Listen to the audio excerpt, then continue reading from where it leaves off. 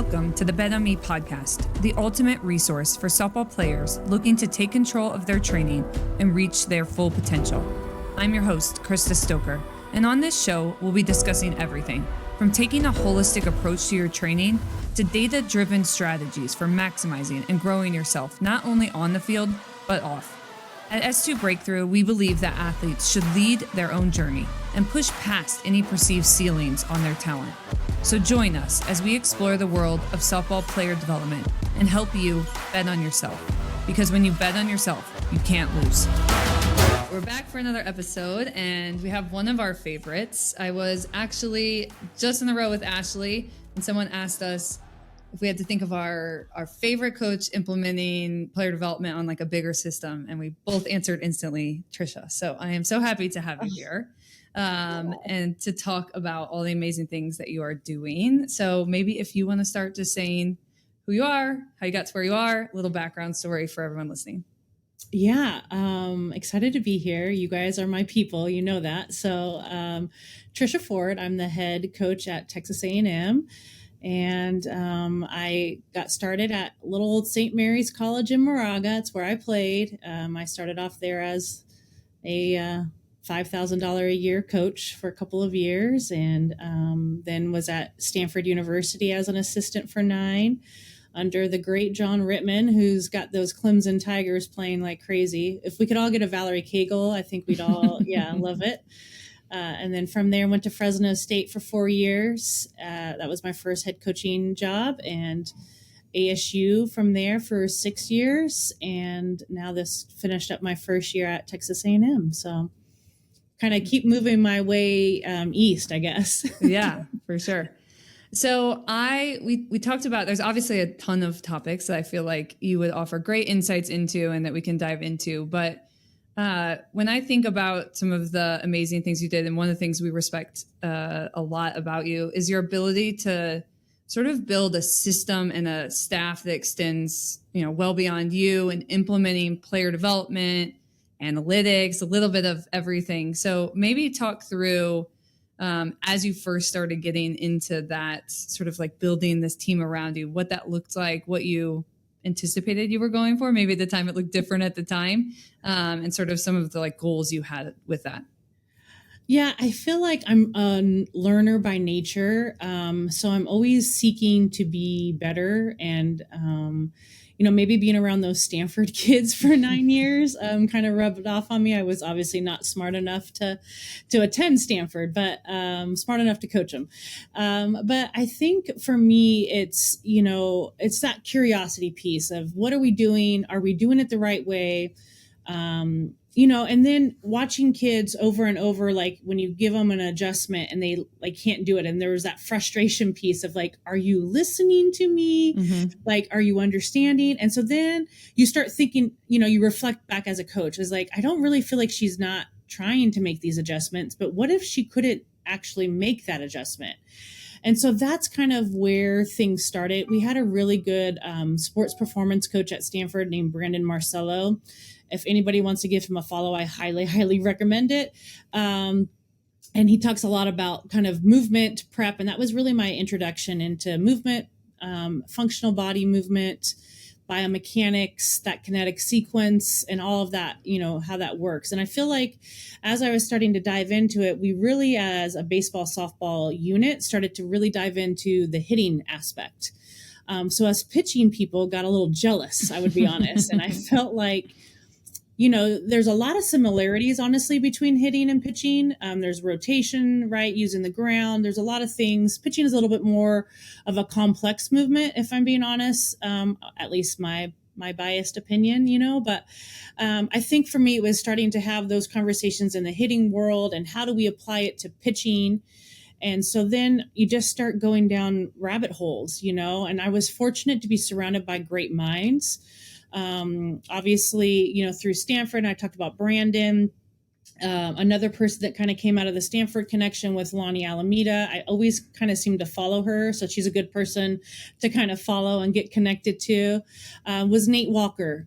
He's, I call him my Rapsodo guy. He's not really that, but that's just kind of what we talked to him. But just always picking people's brains, right? And just trying to figure out how I can be better. why is this happening? How come, their bodies, they all look like this? And so I just think starting to have those conversations. So Dana Sorensen and Nate kind of introduced me to you guys. And I kind of feel like I found my people, like I said at the beginning. I just think, when we really start to study on how the body moves and why it moves that way, I think I become a better coach, and I've gotten better results quickly because I'm giving the correct cues and setting up their practices in ways that they, as an individual, as Ashley will say, everybody has their own kind of movement patterns, right? And their story, she'll say that quite a bit. I like the way she says that. And so when you kind of understand what that base looks like, then you can start to coach them through those. And I think, I came from a hitting background. I didn't really pitch in college. We didn't have a pitching coach consistently. And so, I started getting into pitching, and, obviously I could make my arm go around, but I was just athletic enough to figure it out, And so I think, just that curiosity piece and really wanting to do right by my athletes.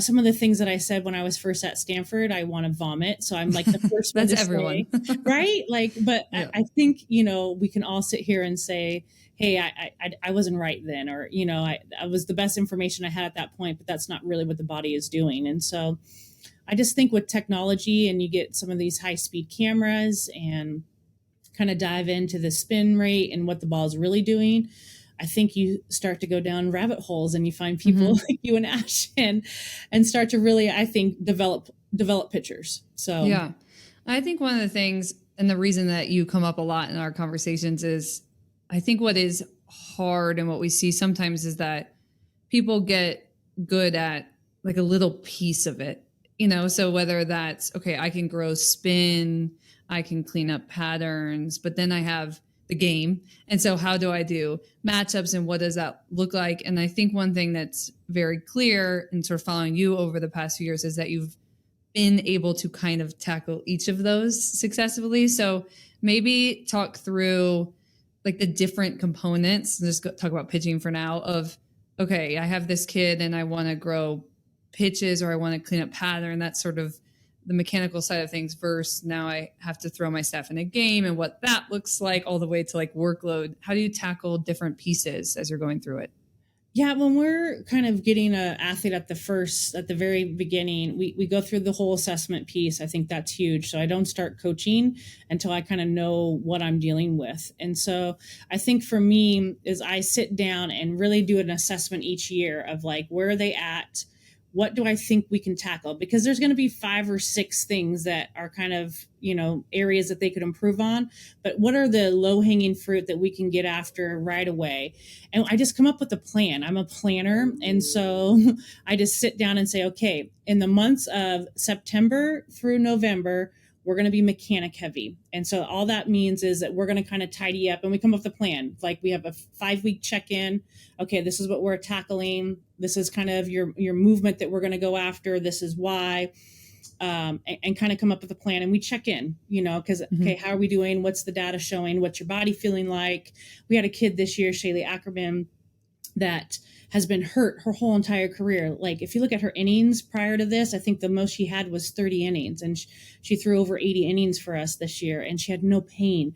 And so for me, like, yes, she was successful on the mound for us, but what I was really pumped about is she had no pain. So now we can start to tinker with some things, because we know we've gone through a whole season, and she's been able to kind of manage that workload. So like I said, September to kind of November, we're doing mechanics, and I'm also on the same time managing some workload stuff. And what I mean by that is if we train them hard, and all of this quantity, then they're not ready to perform when it comes season time. So again, kind of like what you're saying, I have a mechanics layer that we work on in the fall, and then I also have a workload layer. So obviously we start off kind of pretty slow, because during the summer I don't have them throw, like especially after their freshman year, because you think about it, they've come to us and they haven't had any time off. Right. And like since they were 12. And so I'm like, stay in shape, get stronger, like let's work on that. And then we'll start to, so we kind of get going. and we kind of manage that piece. I look at, if they're a returner, what their workload was last year, where they were tournament wise, what's their pitch count, and kind of start to create what their fall schedule looks like. When they come back from break, we again test again. I want to make sure where we're at. I want to see what's your ball doing. You know, I always say math doesn't lie. There's no emotions in it. And so when they come back in January, we then have our next plan. And so our next plan is, okay, we're going to work hard on location. We're going to clean up. Okay, these are kind of, we've had all fall. These are X, Y, and Z. These are the pitches we're going with. So I'm not one where we have 15 pitches, you know. We're going to execute 3 pitches really well. We just had a kid that graduated here, Madison Preston. She threw a drop ball and she threw a changeup. She was really good at those 2 things. Mm-hmm. So let's throw a drop ball, let's throw a changeup. And so we come up with the plan again of like, here it is. This is when season is starting. We're going to increase your workload to mirror sometimes this Friday, Saturday, Sunday, versus when we hit conference, it's 1 Friday, 1 Saturday, 1 Sunday, not 2-2-1. Right. And so we kind of put that together. And then what I start to do is match up our pitchers as I would in a game. So I want to see how pitcher A looks as a starter, and then B coming in, and then C coming in. And all we're doing is tinkering with kind of what their movement profile looks like, and who looks better behind who. I do believe that you have kids that are really good at starting, kids that are really good coming in certain moments, and then you have good kids that are closers. And then sometimes, like we had one this year that kind of got put in all these different situations, and she did a really good job of knowing how to compartmentalize, you know, a little bit mm-hmm. of like what her mindset needed to be for each one of those kind of instances. And you got to practice it. So I think, you know, I'm going to go off on a little tangent here, but we spend all this time on mechanics and spin, and we talk about then how mental this game is, but we never practice that mental side. Right. And so we'll spend a lot of time of kind of like, okay, what does that preparation look like when you're coming into the game? What does it look like when you're starting a game? And I'll ask my pitchers, do you want to know the night before you're going to pitch, or do you want to know the day of? And so just trying to get them, a lot of them want to know the night before so they mm-hmm. can start their visualization process, which I think is huge. So, so that's kind of how we start to figure out our matchup. We kind of look at our righties and lefties, who's got a bigger swing and miss, you know, ratio for righties, who matches up better with lefties. And then we start to kind of put our staff together. So, for example, this year, I've already looked at our conference, who we're going to play next year. Are they a right-handed dominant team? Are they a left-handed dominant team? And obviously things can change because, you know, recruiting is 24/7. We were talking about that. But for the most part, you kind of know, okay, this is, you know, a lefty dominant program. This is a righty dominant program. So then I have to match up our pitching staff. So like as I'm going out and recruiting this summer, I'm looking for what pieces do I have missing? Like, do I have somebody that can go up? Do I have somebody that can go down? Do I have somebody that comes from the left side? You know, I'm just always thinking of like, how can we as a staff be a nightmare for you to prep for?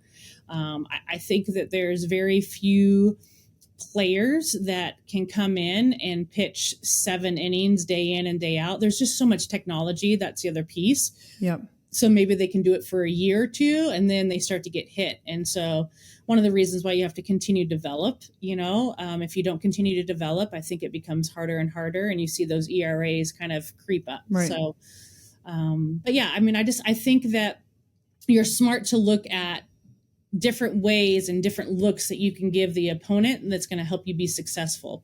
Yeah.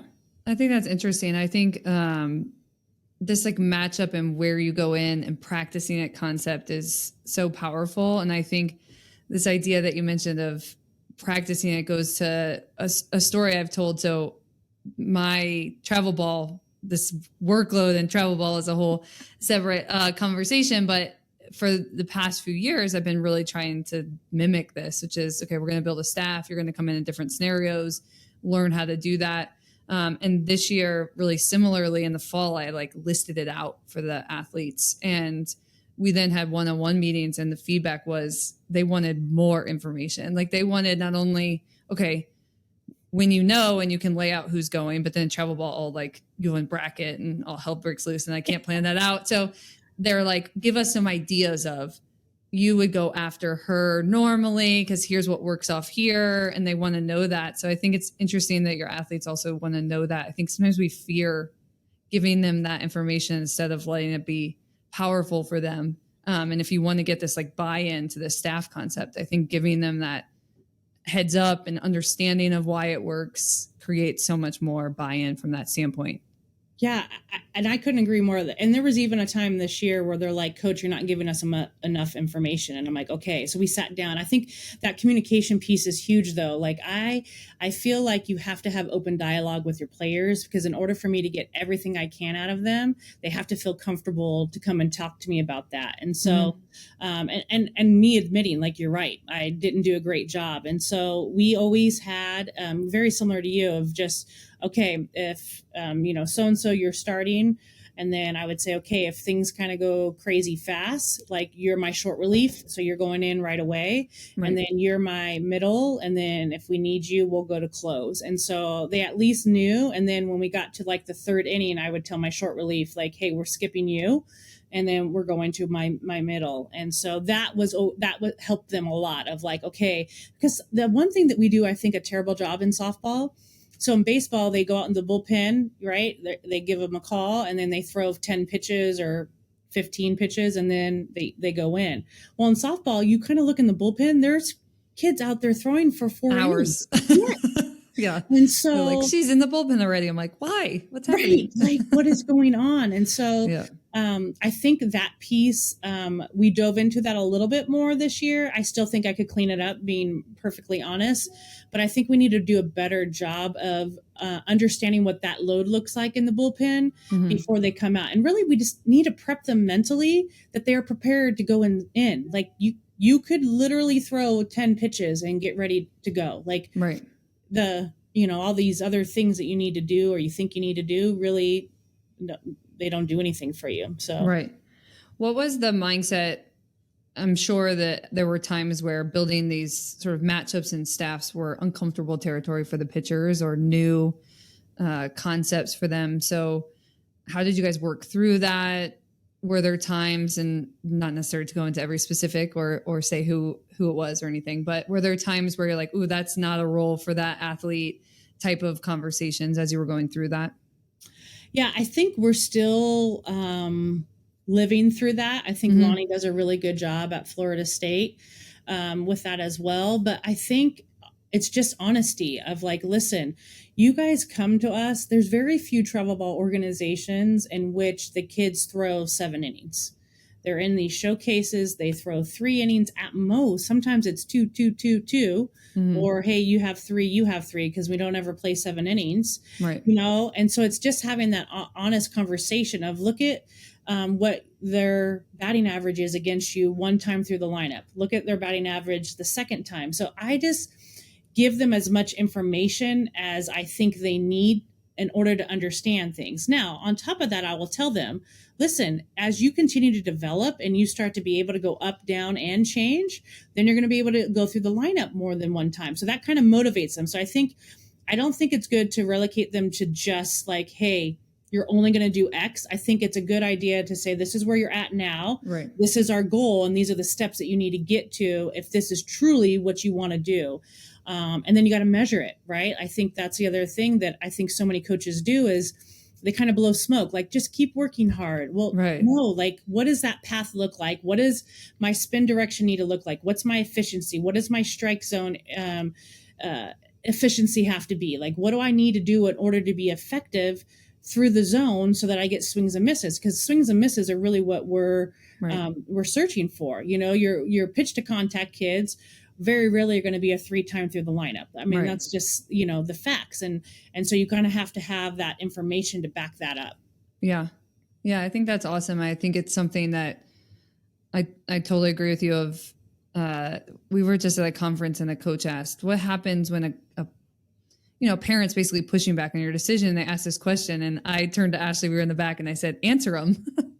When they ask the question, answer them. That's how you manage it. And so it's like, it doesn't mean that they will agree with your answer, maybe, but there has to be an ability to answer why you're doing it, which I think is even, I was thinking back to when my athletes were asking to know more, because we were talking about basically a pitcher came in as a person that matches up well after another kid I have, but she didn't have the pitch that matched up well. Like it wasn't good that day. And so then as we were calling other things, it wasn't working. And so that's something the staff is learning, which is like, what do I go to next? What's the plan B? What are all of the things that we do, and how are we measuring success? And you got to give them that information. Yeah. And we also, like, we have one kid on our staff currently that can go up and down. So we have that conversation. Okay, if you follow after X, you're going to be most effective using your curve and your rise. If you follow, this person, pitcher B, you're going to go to your drop ball, know? And so I think that's also another, conversation, especially if you have a kid that can kind of go multi-layered, that what they need to be able to execute after certain pitchers.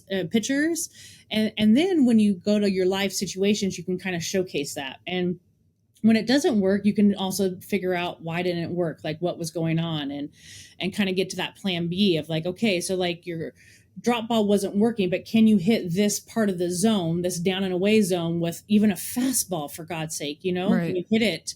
Because we've been working up and in. And so just being able for us to have those conversations, and honestly, they're so nervous to throw a fastball. And I really wish we would go back to that conversation of just being able to locate a pitch in all 4 quadrants of the zone is huge. There's men getting paid millions of dollars to throw a fastball. Like, why have we in our sport, my pitchers throw fastballs and I have some that throw fastballs. I still battle that conversation. I'm going to be honest with you, but like, why are we still kind of battling that the ability to be able to control the ball in all 4 quadrants? Like, yeah. I think I think that gets into a probably deeper conversation of like what our spin profiles. This is, something we talk about a lot, and hopefully as more stadiums continue to get data and we paint it more of just what the pitches are doing and less of these labels. I think we saw someone on a very, very high stage this week throwing smoke that was being called a certain pitch that was probably not doing what we were all calling it. And I think the more that we understand things like that, we can just talk a little more openly about, hey, your fastball drops 10 inches. So it's throw that. That seems like a good pitch, or your drop ball or your fastball is a great gyro pitch that you can throw really hard and locate. And that really offsets other things well. So I think that just comes from we don't know what pitches do concept probably. Yeah. So I don't know. You're dancing around that very nicely. Yeah. Yeah. But I think it's just like, what are the pitch, this is like a little bit of details, but Ashley and I have talked about, within having to infer some things, because we obviously don't have in-game data available to us. But, the difference between last year, I had a kid on my staff who threw 57, but it was gyro. And then I have I've had other kids that throw 60 with just like -2, and the 60 -2 gets hit harder than the 57 gyro. So us starting to understand what creates swings and misses and things like that is, I think, going to help that conversation, hopefully. I do too. And I hope that we start to understand exactly what that ball is doing. Because like you said, like I've had a pitcher that, she has a drop ball that, sinks 10 inches, and sometimes it's sinking too much and she can't find it. And we were able to be confident enough. I'm like, throw your fastball. It sinks 9 inches. Like, you're going to be fine. Yeah. And so, but she's like, it's a fastball. And I'm like, yes, and it's sinking 9 inches. You're going to be fine. So I think, just being able, and that's why I feel like the data is so pivotal and really powerful, because it's not my opinion, right? It's, here it is. This is what it's doing. And so when you get some swings and misses and they're like, oh, that ball rose. I'm like, no, that ball didn't rise. It just didn't lose its line. Right. Which is like, good. Good sometimes. Yes, like we will take it. And I'm like, but a natural, person is, they're assuming the ball is going to kind of naturally break in that 3 to 4 inch range. So us pitchers, we want to stay out of that 3 to 4 inch range. And so just understanding that, like, even if I get a 0, that's going to feel up. And then if you add that 0 with high velo, you're doing a lot of good things. And they're like, well, it's not moving. And I'm like, but it is, like, and so just being able to have those conversations, have the data to back it up. And then obviously what the hitters are doing on those types of pitches. Yeah. Remind me, do you guys have in-game data or not yet? We do. You do. Yeah. Was that helpful this year in sort of the comparison of bullpen versus live and having conversations with your pitchers?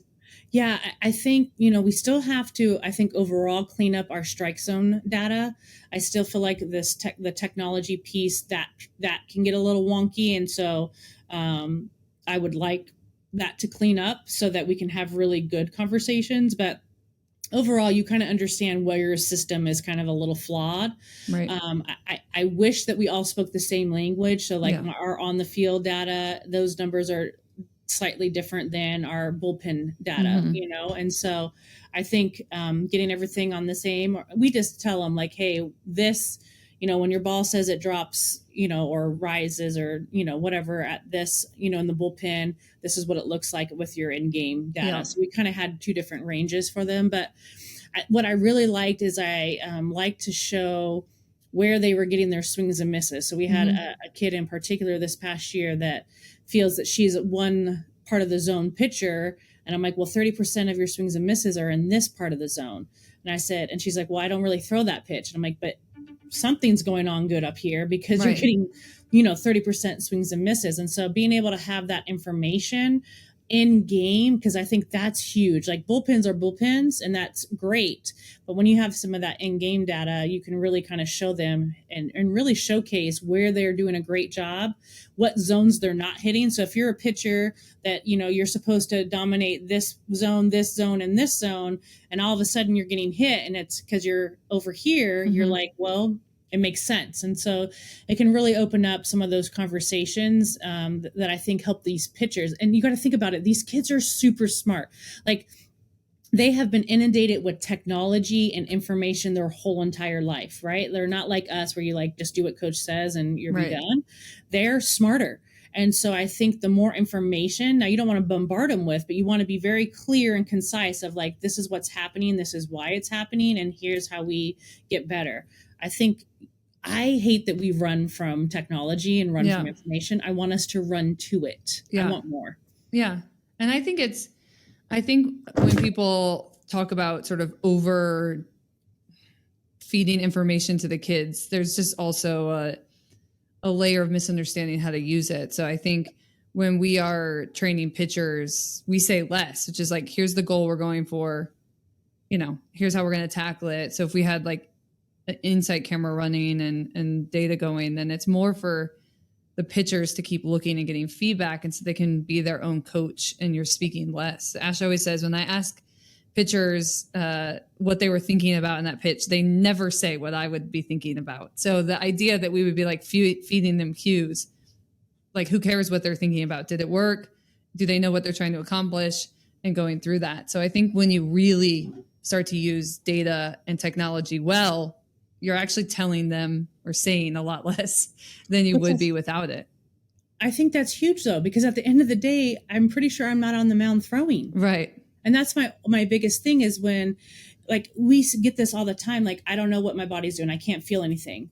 I'm like, that's a very immature thing to say. Like, and they do know. It's just getting us to dive into that conversation and start to have like, what are you feeling? What's your leg doing? What's your hips doing? Like they don't ever really tune into what their bodies are doing because they've gone to lessons their whole entire life in which somebody is telling them how to do X, Y, and Z. And really what we should be doing is empowering them, teaching them what, like, hey, this is what this feels like. What about this? And giving them, I don't know, different environments for them to feel adjustments. And so one of my favorite things to do is like our crazy target day, but I'm like, okay, you're going to throw way up here. Then you're going to throw way over here. Then you're going to throw, because I want them to be able to feel what is their body? How do they have to organize in order to get the ball over here? What do they have to do on the next pitch then to get it here? And we do that with miles per hour. Okay, I want you to throw this one at 100%. Okay, let's say it's 68. Okay, so half of 68 is 34. I want to see 34. and they kind of look at me crazy. And really, I'm just trying to like tap into their body of like, how can they organize themselves Right. in order to get the ball to go, you know, at a certain level. And really, I feel like that's where your adjustments can happen, Yep. is when they start to feel and understand. And I am quiet. They Right. turn to me and they're like, hey, this is what I felt. This is my adjustment. And I'm like, okay, go. And I literally, even if I don't agree with it, I just Right. love the fact that there's some ownership of like, this is what I felt. This is what I'm going to do. And then boom, they do it. And then Right. we talk about it afterwards. Okay, that felt good. All right, Yeah. perfect. Right. Well, it's like if they think I'm going to do something crazy, like, you know, I'm going to finish like this or something, you're like, you're not doing that, but it works and it does what it's supposed to do. It's like, then think that, you know, you're allowed to think whatever you want as long as it's accomplishing what we're moving towards. So yeah, I think we feed too much for sure. Okay. We're going to finish with the last question, although we could talk on and on about this. And we had the privilege of watching some of the live in-game World Series data. And so I'm very excited about the direction everything's going. So I'm sure even the next year we'll have much more to dive in here, hopefully. Mm-hmm. Okay. The question I ask all the college coaches that come on is, if you had a suggestion for a recruit, they were going on their visit, and there was something that they should ask the coaching staff that would help them get a feel for if that's sort of their next home, what is a question or questions that you would suggest that they ask to sort of discover that? You know, I really think, like, what's your developmental plan? How do you get player X to player B? And I really think that there should be a plan. Not that it's going to be the same, right, cookie cutter from player A to player B, but I really think you think about all this money and time that these families have put into kind of their experience. What kind of coaching experience are you going to get? Are you going to get somebody that kind of you just go out and you coach? Are you going to get somebody that's going to assess me, that's going to evaluate me, that's going to value me as a human, right? Like, what does that piece look like? And then can they get people better? Have they shown over their careers that they can, you know, measurably get players better and better each year? Very easy to do it for 1 year. Can they consistently do that over a 4-year career? I think that's huge, you know, and obviously I'm kind of nerdy, and I think that's, you know, big for me, because I want to develop, like, we're here to not only develop them as softball players, but develop people. And so if I'm a person that develops you as a softball player, then that's kind of one of my core values. And so I would, you know, expect that development from a person, a human perspective, is also happening in that program. Yeah, that's awesome. I think the reason I want to ask all these questions is sometimes so much now I feel like, obviously I'm with, you know, teenagers a lot as they're going through this. And sometimes it's so easy to just go to the place you feel wanted or, you know, won over. And I think just teaching them to ask the right questions and really feel like you're finding your home is important. So I appreciate you answering that. Well, that's all the time we have. So I thank you so much for having such a great conversation. I think this will be super helpful for people and insightful. And I'm sure that at some point we'll have you back so we can dive into even more details. Yes, we have lots. Thanks for having me. Well, S2 Nation, thanks for joining another episode of the Bet On Me podcast. Go out today, bet on yourself, and remember, when you bet on yourself, you can't lose.